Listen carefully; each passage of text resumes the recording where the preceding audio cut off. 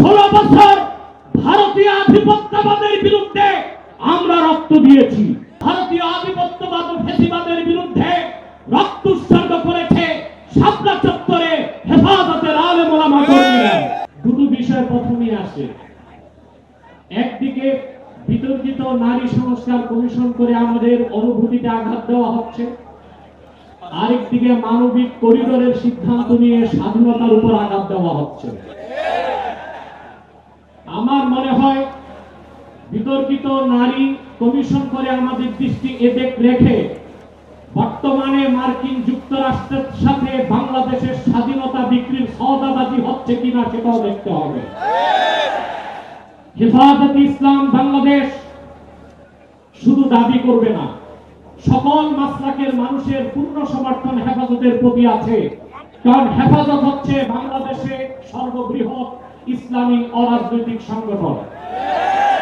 আজ আমি এই জনতার পক্ষ থেকে, বাংলাদেশের কোটি কোটি মুসলমানের পক্ষ থেকে হেফাজতের সম্মানিত আমিরের কাছে বলবো, হেফাজত রাজনীতিতে যাবে না, কিন্তু রাজনীতি নিয়ন্ত্রণ করতে হবে।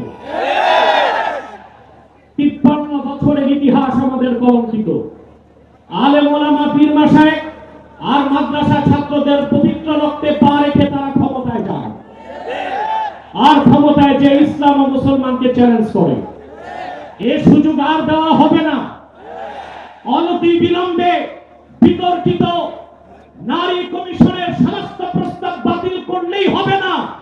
যে নারী নামের হিজড়াগুলো এই দুঃসাহস করেছে, গ্রেফতার করে তাদেরকে আইনের আওতায় আনতে হবে।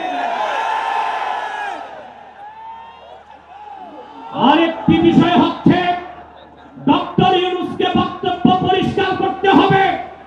16 বছর ভারতীয় আধিপত্যবাদের বিরুদ্ধে আমরা রক্ত দিয়েছি। সর্বপ্রথম সকল প্রকার শেরেক, কুফর, রামবাম, নাস্তিক আর ভারতীয় আধিপত্যবাদ ও ফ্যাসিবাদের বিরুদ্ধে রক্ত উৎসর্গ করেছে শাপলা চত্বরে হেফাজতের আলেম ওলামা কর্মীরা।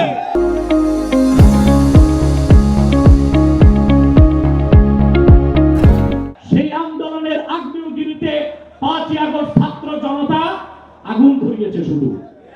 অতএব আলেম ওলামাকে বাদ দিয়ে কোনো সিদ্ধান্ত মেনে নেওয়া হবে না। ডক্টর ইউনূস সাহেব পরিষ্কার করুন, মানবিক করিডোরের নামে বাংলাদেশকে ইন্দো প্যাসিফিক অঞ্চলে যুদ্ধের দিকে ঠেলে দিবেন না। আমরা ভারতকে সাহায্য করেছি। যদি আটলান্টিকের উপর থেকে কেউ আগ্রাসন করতে আসে, বাংলাদেশের প্রত্যেকটি মাদ্রাসায় একটা ক্যান্টনমেন্ট হবে। সেনাবাহিনীর সাথে কাঁধে কাঁধ মিলিয়ে মাদ্রাসার ছাত্ররা দেশ রক্ষায় মাঠে নামবে। আগ্রাসী শক্তিকে বলে দিচ্ছি, আমার দেশের সবুজ লাল পতাকার দিকে যে চোখ তুলবে তার চোখ উপড়ে দেওয়া হবে। আমার বাংলার কোন 1 ইঞ্চি মাটিতে আগ্রাসনের থাবা বসাবে, সেই কালো হাত ভেঙে দেওয়া হবে।